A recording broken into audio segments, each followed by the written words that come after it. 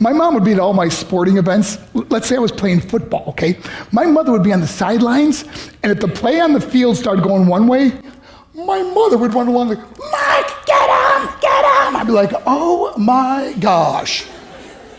I'd get in the huddle with the other guys, they go, Mark, is that your mother? I go, no, I never saw her before in my life. See, the greatest gift my mother ever gave me, she believed in me.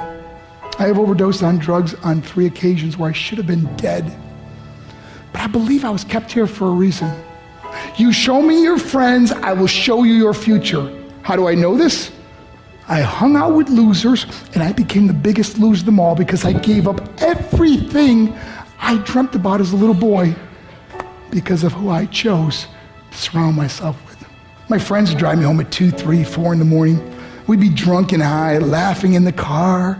We'd pull up in front of my house in New York. They go, Mark, the light's on. I go, oh man, my mother's up. See, my mom wouldn't go to bed until she knew her son was still alive.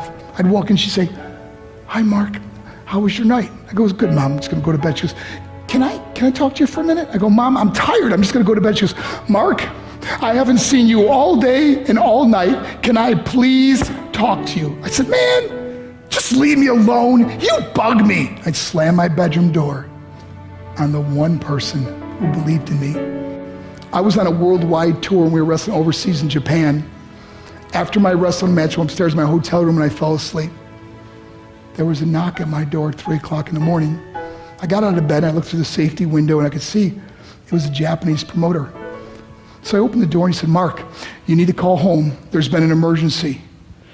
I went and got on the hotel room phone. I called back to the United States. I said, hey, what's going on? They said, Mark, I don't know how to tell you this.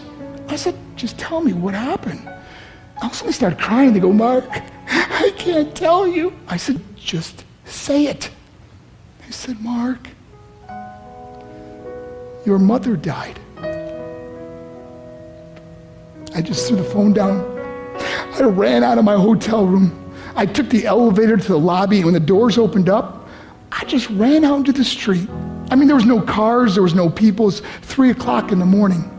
And I walked down the middle of a street in Hiroshima, Japan, and I remember looking up and just saying, Mom, I am so sorry. I flew home for her funeral, and I was so nervous to walk up to her casket, so I just stood way in the back.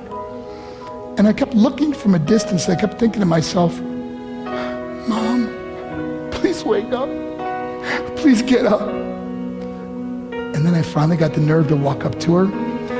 And as I got closer, I could see my mom for the first time. I mean, she was so beautiful. She was dressed in white. I mean, she looked like an angel. And I just stood over and I said, Mom, you are my hero. Everything I am, everything I hope to be was because of you.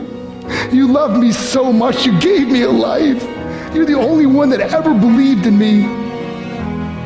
How did I repay her? By getting drunk, by getting high, by getting stupid, by hanging out with losers? For what? All she ever wanted to do was talk to me. I wish I could talk to you now, Mom. I wish you could see what I'm doing. Why couldn't I have been a better son? We are defined by our choices. But if you surround yourself with people involved in drugs and alcohol and pills, it's a dead end. I'm not here to preach to you. I'm here to tell you I lived that life. It leads to broken hearts, broken relationships, broken dreams, and death. For what? To get high? If you have a mother or a father, when you go home, tell them how much you love them. See, my whole life was about being rich and famous. I had to be a millionaire. I had to win the race. I had to win the race at the expense of my marriage, my family, my friends. For what? To be all alone in the world? I learned what is truly important, and that is how precious this gift of life is, and our families, and how quickly it can be taken away. See, I no longer live in time, I live in moments. See, it's not what's in your pocket that matters, it's what's in your heart that truly matters. Love Love is just a word until somebody comes along and gives it meaning. You're the meaning.